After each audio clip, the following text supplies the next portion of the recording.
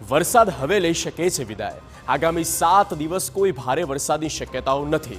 રાજ્યના અનેક જિલ્લામાં માત્ર છૂટોછવાયો વરસાદ થઈ શકે। આમ તો રાજ્યમાં સપ્ટેમ્બર મહિનાના અંતમાં ચોમાસું વિદાય લેશે, એટલે હવે લાગી રહ્યું છે કે વરસાદ રાજ્યમાં વિદાય લઈ શકે છે।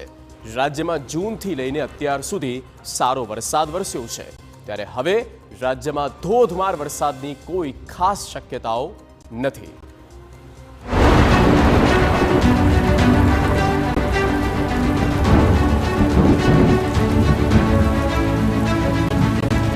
વરસાદ લેશે વિરામ।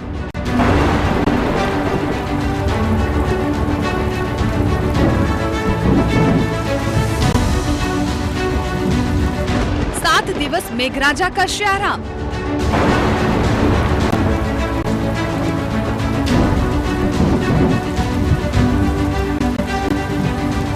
હવે આગામી દિવસોમાં નહીં આવે મુશળધાર।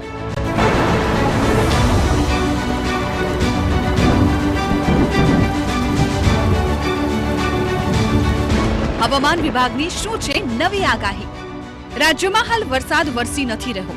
મેઘરાજા હાલ આરામના મૂડમાં હોય તેવું લાગી રહ્યું છે, ત્યારે હવામાન વિભાગે કહ્યું છે કે રાજ્યમાં આગામી 7 દિવસ વરસાદની તીવ્રતા ઘટશે। જો કે રાજ્યના કચ્છ અને સૌરાષ્ટ્ર સહિતના કેટલાક વિસ્તારોમાં હળવો વરસાદી માહોલ રહી શકે છે। છેલ્લા 24 કલાકની અંદર દક્ષિણ ગુજરાતના વિસ્તારોમાં વરસાદ નોંધાયો છે, જ્યારે આગામી 24 કલાકમાં ગાંધીનગર અને અમદાવાદમાં વરસાદ પડી શકે છે।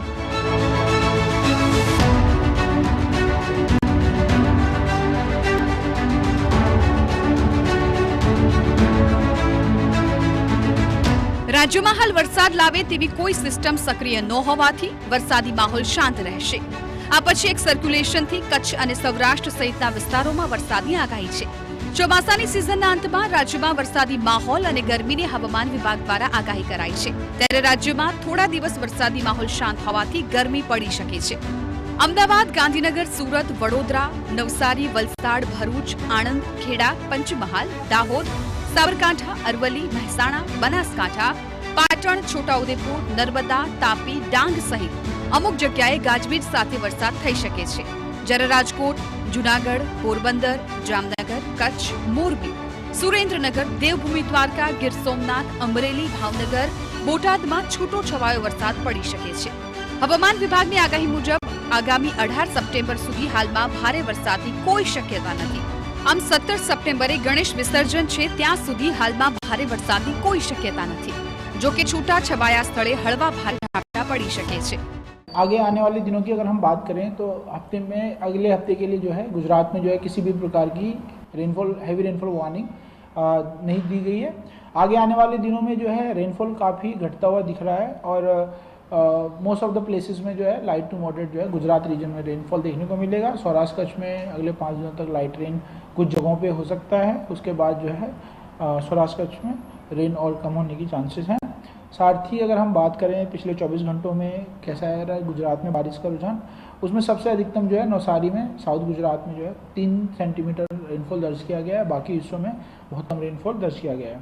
साथ ही अगर हम बात करें अहमदाबाद, गांधीनगर के लिए जो है अगले 24 घंटों के लिए जो है लाइट रेन इन सम एरिया जो है दिया गया है।